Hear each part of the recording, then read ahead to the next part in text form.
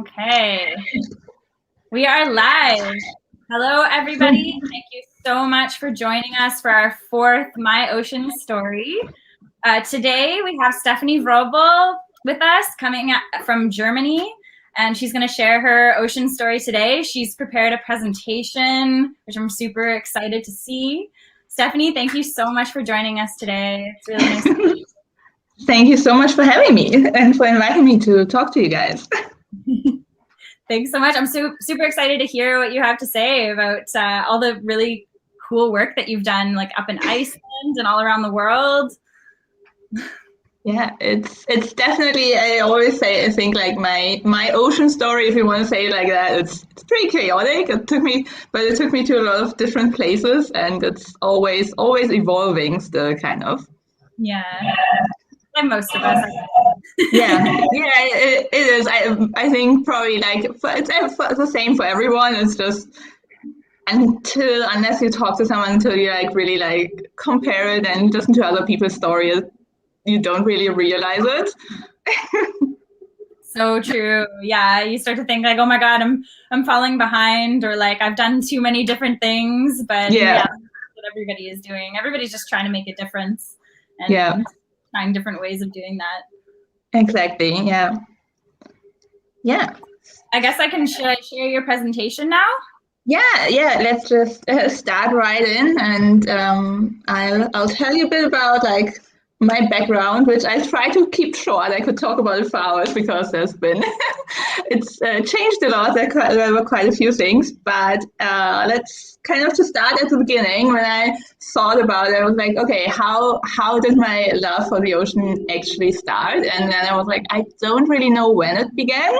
So as you can see, like for you guys as well, it started when I was pretty as a child, but it's basically, I think, thanks to my parents, because every vacation we went on, we kind of, well, not everyone, but a big percentage of them, we went on to the beach, always up to visit the North Sea or something, because we didn't live close to a beach. So obviously, even at a young age, I had fun playing at the beach and at the water. And I remember always collecting shells and getting books from the library to kind of look up what kind of species they were and belonged to, and just being fascinated by all the differences. So it's like all my childhood, I was always just really interested and fascinated by the beach, or by the ocean itself as well. So when I was kind of like going, I guess, to the start of my teens, I started getting really interested in cetaceans and marine mammals in general. But we visited every time I can remember that we visited the North Sea, we went to a seal care station. So that was super interesting to learn about. And I remember when I was about like 13 or 14, we would go to the North Sea or go over to the islands, and I would always look out for porpoises. Now, in Germany, the translation is the name of porpoises is actually, if you translate it, it has the name whale in it. So for me, I imagine porpoises to be a big whale, because a whale is big. So I would always look out at the water and try to spot a porpoise. I've never did. I've never once in my life have I ever spotted a porpoise in Germany. I know they're there, but it wasn't really until I went to Iceland where I saw them for the first time, and I was like, wow, they're not that big. So yeah, that's where my fascination with whales began. And then about that same age, in my teens, we went on a vacation to Florida. And that's where I had that kind of light bulb moment, because my mom bought a book about from a marine biologist studying dolphins. I was like, that's something you can do? you can actually do this as a job?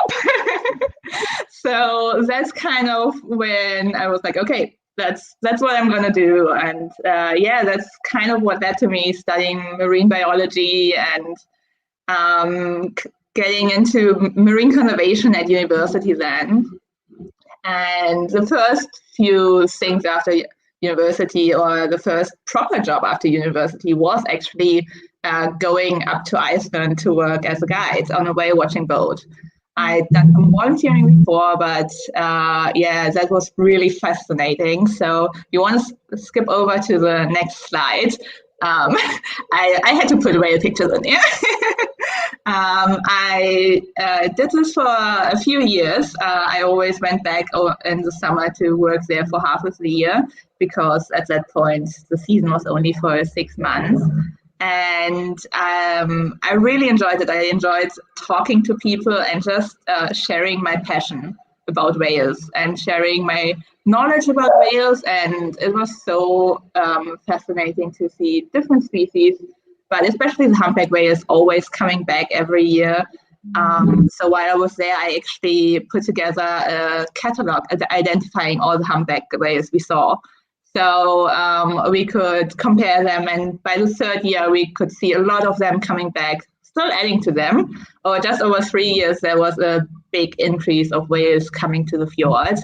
And we would go out on different boats, on rib boats, on the bigger boats, and it was just really, really nice talking to the people coming onto the tours and hearing why they wanted to see whales or what it meant to them. There were some people who, waited a long time to actually ever see a whale in their life, and it was this big, impactful moment for them.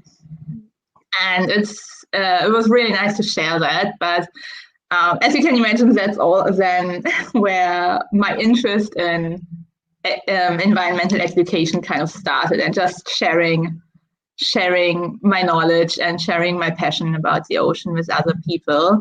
And so that's kind of all the background of where I started, how I got to where I was. It's also how I got really interested in sustainability, because the ocean is so important. And just do you want to skip just to the next slide? It's just a few more pictures of pre-humpback whales. But it was very fascinating to just study or see all the behaviors. I didn't properly study them at the time, but I had a lot of opportunities to meet other marine biologists working as guides there as well, and sharing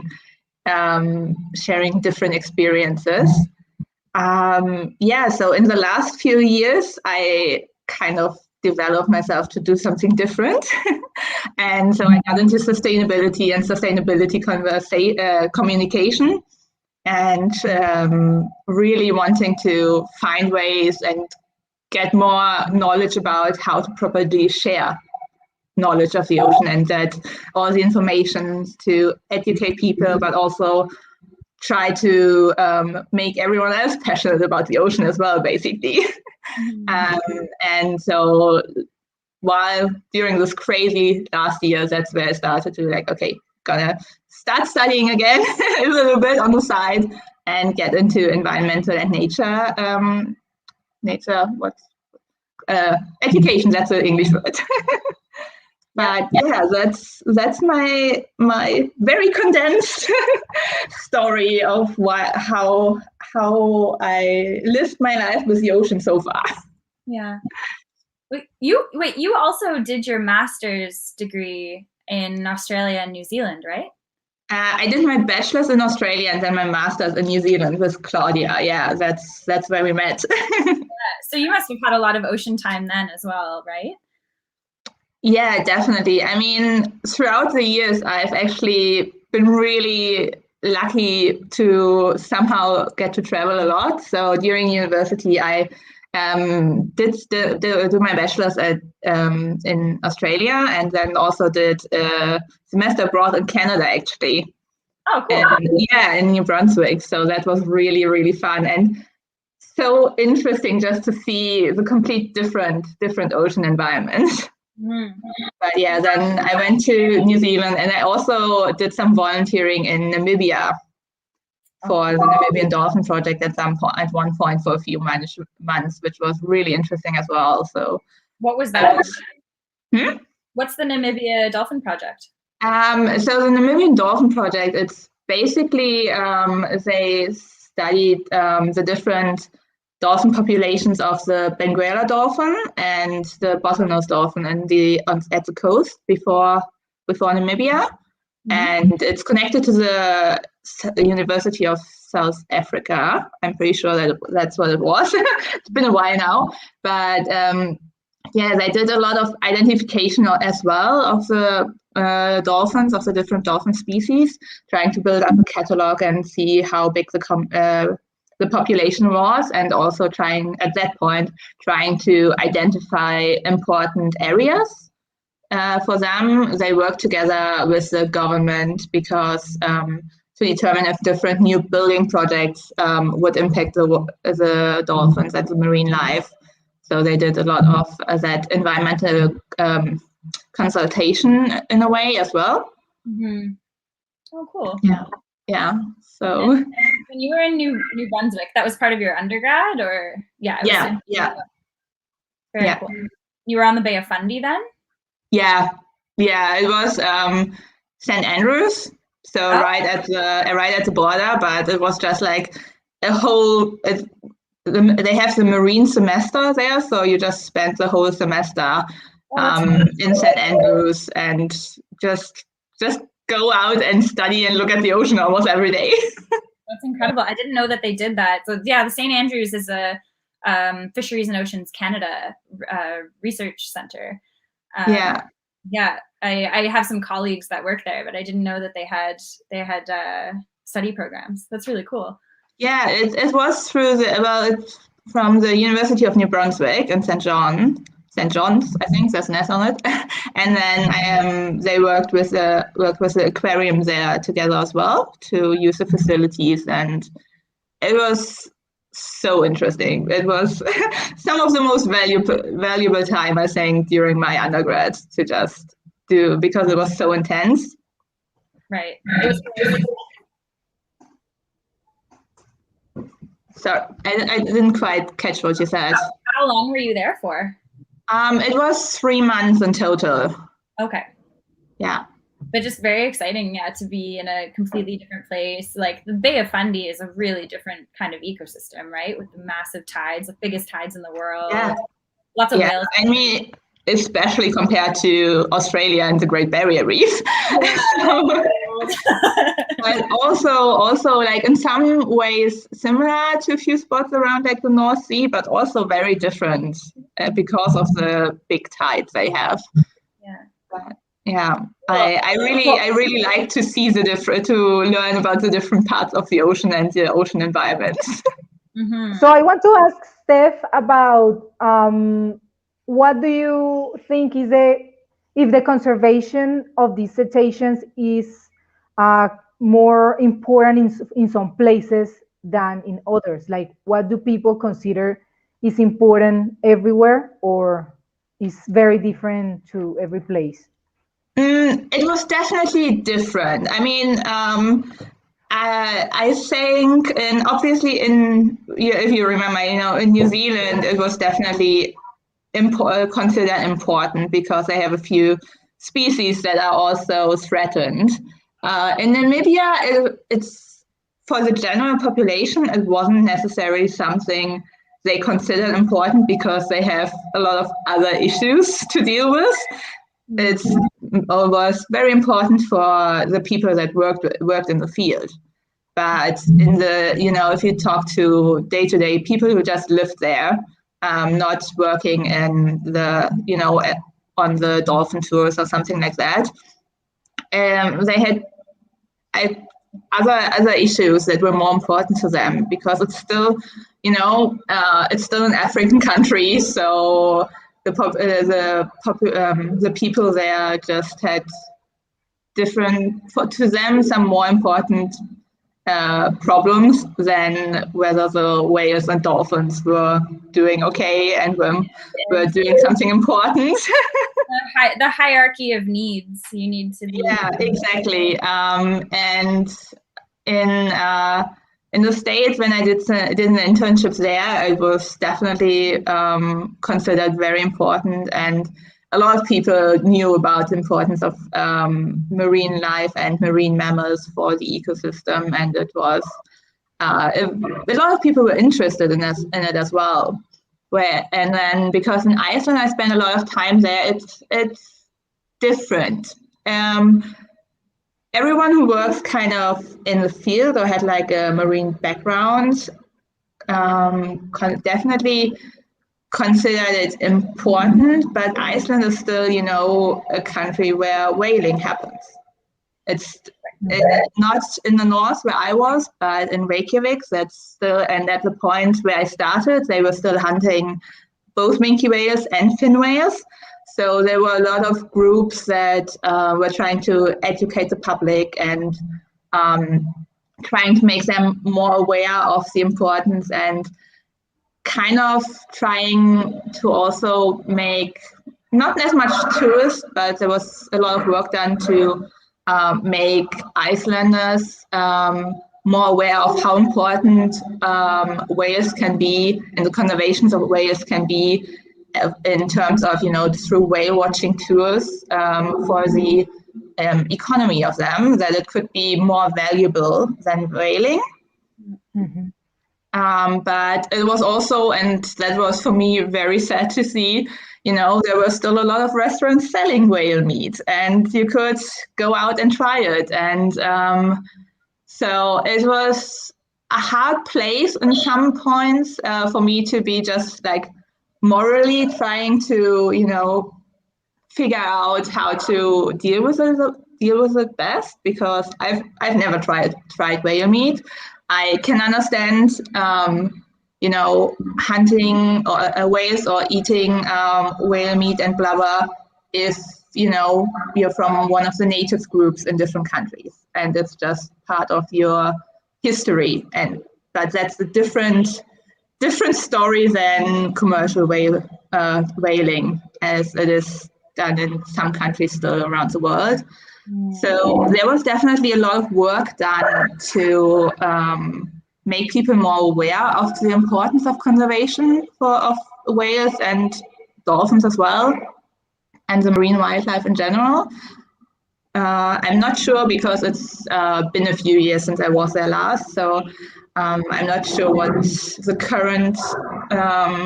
current situation is like. I know that they're no longer hunting fin whales, but they're still taking minke whales. So if from a conservation standpoint, it's kind of work in progress, I would say. Yeah. Well, I guess it depends on the species. It depends on how much they're taking, and depends on cultural importance. And I guess, And I mean, to be fair, in Iceland, when I studied about it and looked up, because I wanted to know the history of it, whether there was like a long history, everything I read said that they didn't have a very long history. But I also met a lot of Icelanders who had eaten blubber or whale meat because they see it as part of their life. And so for them, it wasn't something bad or horrible. Yeah. It was just another way, another kind of food. Yeah. And in Iceland, they do eat, I mean, I hesitate to call it weird food, but they eat a lot of interesting dishes that all come from nature. And I mean, they have a specific dish that's that they have around Christmas, and that it's from I'm pretty sure it's from rays. And I try to remember exactly what kind of ray species it was, but they have a specific way to prepare it, and they eat it around Christmas.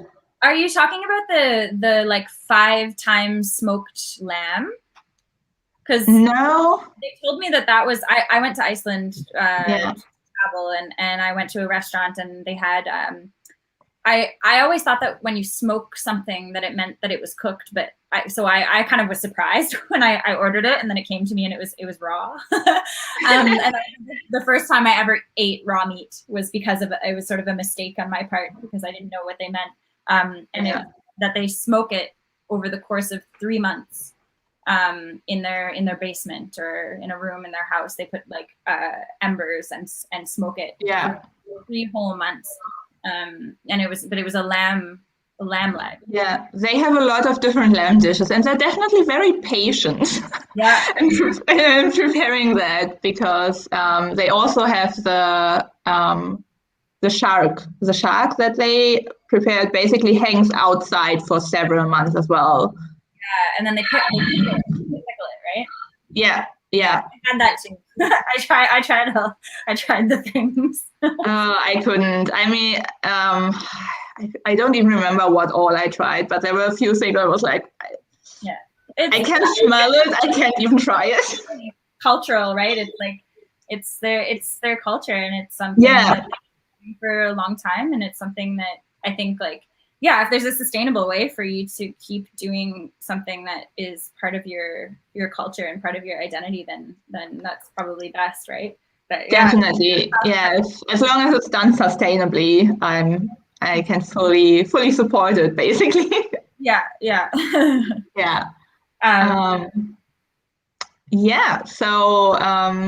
Did you want to tell us now? What the emotion means to me? It's kind of like on a very basic scale. It's my happy place. That's just what it is. If I ever, feel stressed, feel sad, feel I don't know, weird. Also, I just if I'm close to the ocean, I go there and just spending there looking at the ocean or getting on the ocean if I have the possibility to get on a boat. It instantly makes me feel better and makes me feel more at peace with myself. Yeah. So it's just a different kind of feeling, and I don't have that with any kind of environment. I mean, I like going and exploring nature, but there's no feeling like going to the ocean and just spending an hour or a whole day there and breathing in the ocean air, kind of watching the ocean, watching the waves roll in. It instantly makes everything better. Yeah. So that's kind of what the ocean means to me on a personal level. It's making me feel at peace. It also helps to recharge my batteries when I just run out of energy or feel I've like worked for months and haven't seen any nature. I haven't had the time or been too busy. Mm-hmm. It's where I go to make me feel better. But obviously on a broader level, it's also important to me because it's so important for our environment. Like it's important for our climate. It does so much. All the different animals and organisms live there. They have such an impact on our broader environment and climate. So just from that standpoint, it has huge value to me and should probably have a huge value to a lot of to all of us. Mm-hmm. Yeah, that's why we do what we do, right? Yeah, it's part of what we do and why we want to protect it and tell other people about it, basically. Yeah, exactly. Yeah. So do you want to skip to the next slide? So how does it influence my daily life? It's kind of in a lot of different ways. I mean, I often do tend up just talking to everyone about the ocean. You both probably are the same and know that. But in my just day-to-day life, when I'm currently not working in a specific ocean field or anything specific related, I do my best to recycle as we all do and live as sustainably as I possibly can. I try to, bicycle everywhere and take the public transport. I don't have a car. So I also try to this year I've started growing my own veggies with my sister. We got a little field, so we try to avoid plastic, and I try to avoid plastic when I go grocery shopping and all that, to keep my impact there as small as possible. And it also, because I'm a very creative person and I have a lot of crafting hobbies, influences pretty much everything there, whether it's just the subject. So a lot of paintings and drawings I do have an ocean theme. A lot of when I do crochet, I tend to try to do marine themed animals. Sometimes I try to learn to get to do figures at the moment. But I also make things that help me. Like last year, I made myself little veggie nets, and I've made a lot of tote bags for people to use instead of plastic bags. And I also last year during the start of this global situation, then used that to start my own Etsy shop and start using making cutlery bags so everyone can take their own cutlery with them to avoid using plastic cutlery.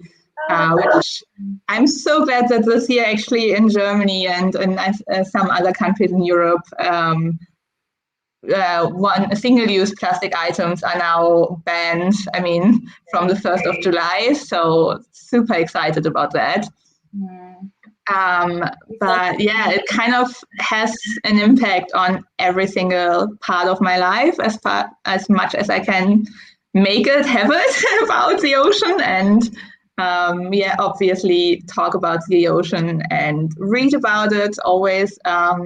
As I said, I'm currently learning more about environmental education and how to use that to kind of talk to people and get more people interested and excited about the environment and the ocean. So I'm always trying to learn more and study more because there's so many things we still don't know and so many things still yet to learn, kind of.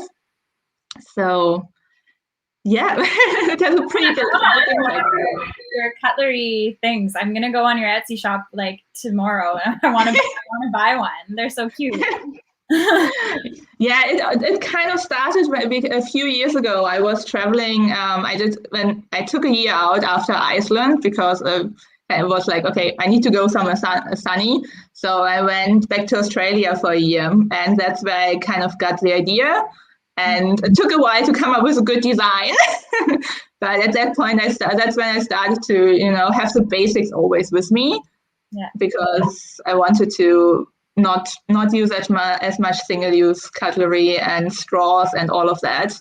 Yeah. So it's really great for traveling. But also I want myself that I take to work with me and everywhere. Yeah. I started like trying to put forks and knives in my purse and stuff, but then what I didn't realize, I slowly realized over time, but at first I didn't realize once you use it and it's dirty, then there's nothing to clean it off with, and then you're putting like a dirty utensil back into your purse with all of your things, and that is why you need a utensil pack to put it all in. Exactly. And I even, because at the beginning I just used normal cotton fabric, so eventually I was like, okay, you need something that's washable. Yeah.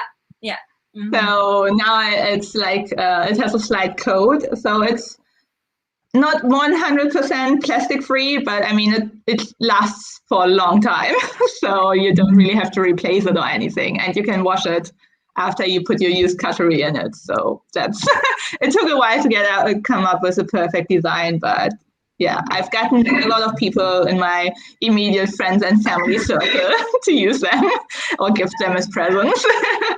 I'm sold. Yeah, because I still run into issues where they give you a plastic fork even though you didn't ask for one. But yeah, like I still haven't quite figured out how to beat that sort of dirty fork issue in my purse. I do it anyways, but it's kind of gross. So I'm gonna buy one. You can go to the bathroom and put some soap and just wash it. That would be. And then where you are though, like if I'm on the go, like if I'm walking around and stuff, like you'd have to go to the bathroom. You can buy a step back and then you put some paper or something so it doesn't dirt the bag, and then you put it. Yeah. Anyways, I'm gonna buy one.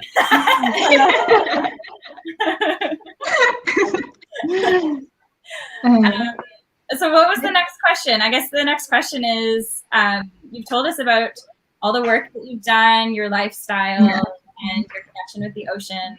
The next question is, what is your message for the world? Yeah, so my message is basically is really kind of based on the fact that right now I'm not living close to the ocean and I miss it. But I always liked that saying that, you know, every river kind of ends in the ocean.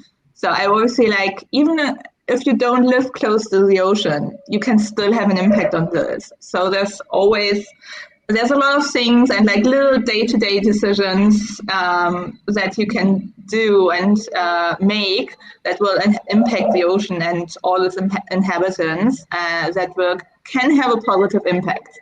So even if you're not close to the ocean, you can still feel that connection and have an impact. Yeah, totally agree.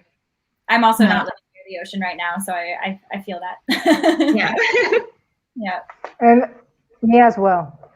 Yeah. It's sad. I haven't been to the ocean for like years now. Like I'm missing it like really bad. Like I have the ocean 2 hours away, but it's not clean. So that is when you start thinking like, why can we do something from the country, like inside of the country, in my city, there is a river, and that river at the end, of course, end up in the sea. And this river is like really dirty. There are two main rivers, and they are really, really dirty. Like even fishermen complain. They say that the fish are contaminated and that people don't want to buy them anymore. So where people don't think is that every bit that they do, even if they conserve or like protect water in somehow, they stop wasting so much. They stop dirtying their waterway so much because some people also throw through the toilet or I don't know, like any place they have in their kitchen.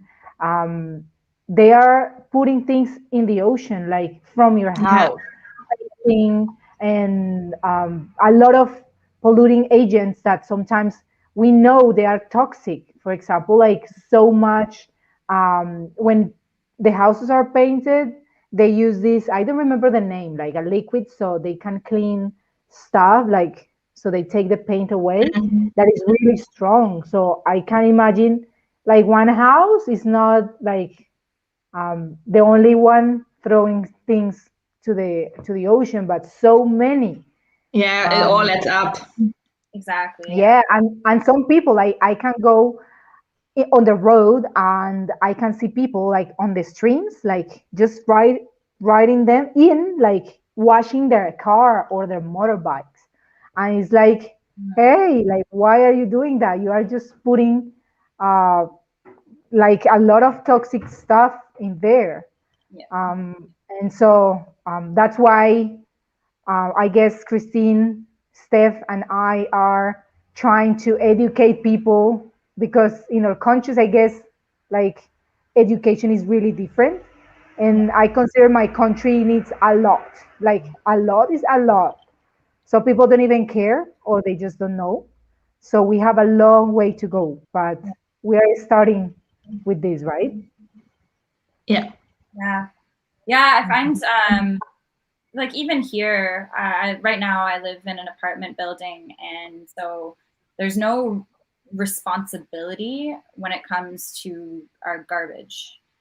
And like there's someone who takes the garbage out, but there's no consequences if you put something that you shouldn't in the wrong bin, or if you put all of your recyclables in the garbage instead of in the recycling. Nobody in my building uses compost. I'm the only one that uses the compost bin. And the superintendent of my building refuses to take out the compost bin because I'm the only one using it. So he thinks that's your responsibility. You should be taking it out. Oh no. He takes out all the garbage bins, all of the recycling bins every Thursday when it's garbage day, but he refuses. I have to go out and take out the compost myself because there's just no like. It's crazy. Yeah, it's nuts. But nobody else is using it, and I'm like, why? Why is nobody else in my building using it? I'm thinking about maybe putting a poster, but then I'm worried I'm going to be the crazy neighbor. Like, why? It doesn't matter. You can just put it. Oh yeah, I need to say something. It's really odd. I mean, we don't have a compost bin where I live at the moment because we have all the other ones. We have paper and plastic, and then the normal ones. But there's no compost bin, which is kind of sad. I don't have a compost bin either. I try not to put anything in the garbage. Like my garbage is basically just things that we cannot recycle and recyclables because we don't throw food. Like I sometimes eat so much because I don't want to leave anything on the plate, so food is not wasted. Like I think like all my life I've done it. I don't like to waste food. So if we throw maybe just the bones of the chicken or those kind of stuff, but we don't throw food to the garbage. So I feel good with that because we don't need it. So it's so good. Mm-hmm. Yeah, I think that's why we need to educate more publicly, but also why there should be such a bigger responsibility on the part of businesses and government to make sure that these things are mandatory so that people don't have a choice but to recycle, but to compost. Because if you give people the choice, there's always going to be people who just don't have the time, or they don't have the space in their life to make the time. Yeah, or to even think about it, because they're dealing with other stuff. They've got, like everybody's got issues, everybody's got things they need to deal with. Like there's always going to be a large portion of the human population that just don't have the space to think about these things, or don't want to. And I think that's something that's not going to change. And I think we can do our best to educate as many people as we can, but we're never going to reach everybody because there's a lot of people that actually don't have the time to listen or don't want to listen. And so that's why I like Halifax, where I used to live, had a really great program for their waste management, where if you put the wrong things, like all the bags were see-through. You had to use see-through bags. And if you put the wrong thing in the wrong bag, if you put something plastic in the garbage, they'd put a sticker on your bag and they wouldn't take it. They'd refuse to take it. Oh, rearranged it so good. in the right place, and then they would take it. And that's like they make it mandatory. Then you have no choice but to take the responsibility for managing your waste properly. And I don't see a lot of other places doing that, but I feel like that's something that the government would need to take responsibility to do, right? Yeah, definitely. It's not such a complicated thing to do, or a complicated idea to just be like, okay, if there's something wrong in it, they don't take it. Yeah. So but I think it's very different. Yeah. I feel like there's a lot of people who won't do it unless it's like they really have to, because I think people are still in the habit of putting all of their waste in the same bin and not having to think about washing, because you have to wash out the plastic bottle, you have to wash the things to put it in the recycling. You have, like, if you want to, this is the thing that I don't get. I'm sorry, I'm like ranting, but that's okay. It's interesting. It's really interesting, right? Like, you have to wash the like any sort of styrofoam or something that comes with your food. You would have to wash that or you should be washing it before you put it in the garbage, because if you don't, it attracts animals. It attracts raccoons. So what I do is I wash everything. I wash everything before I put it in the garbage. I wash everything before I put it in the recycling, the bins that are open that could be broken into by the raccoons. And then you put your compost in another bin that's securely closed that the animals can't get into. So then the superintendent, who won't take my compost out, he has to deal with all of this rubbish that's been like ripped apart by these raccoons because everybody else is putting their food inside the garbage plastic bags that aren't covered. It's like, wouldn't you rather take out a compost bin that everybody is using and that just requires like moving it back and forth, than pick up all of this garbage and food scraps and disgusting like smelly things off the ground that the raccoons have got at? That's like, it makes it so much cleaner, and it's so much better if we just separate everything, clean it properly. Yeah. You have to talk to him, definitely. Yeah, it's so interesting to hear the differences in different countries. Yeah. Because I mean, in Germany, where I live, there's a bin for everything, basically. But then not every state in Germany has a bin for recycling. Some of them still have bags that you use and put out. And so it's recommended that you wash out the plastic, but it's not something mandatory. Like, your garbage will still be picked up if you do it. But it's because it's better for recycling it, for the actual way of recycling it later on if everything is clean. Yeah. It's recommended. And in Iceland, it was actually the same, that you had to clean your recycling out. There it was mandatory to do it. Huh. Where was that? In Iceland. I remember that. They had a very good recycling system, and they actually, you got the compost bags free from the city to use. So it was really well done there to separate everything, all the recyclables and all the compost, and then the little bit left over normal trash. Yeah, very cool. I didn't know that about Iceland. That's really cool. Wow. Thank you so much for joining us today and sharing your ocean story. It was really nice to see you again. We're the three of us. For anyone who's watching, the three of us are actually like friends. We've been friends for a long time through a mutual friend of ours. So it's really nice to be able to connect about these things and about other things that we're passionate about. Yeah, thank you so much, Stephanie. Thank you so much for having me and for inviting me. All right. Bye, everybody. Thank you so much for joining us for our fourth My Ocean Story. We'll be sharing again on our Instagram when our next My Ocean Story will take place, and we'll be sharing the link in our bios as per usual. Thank you so much for joining us. We look forward to seeing you next time. Bye. Bye. Bye.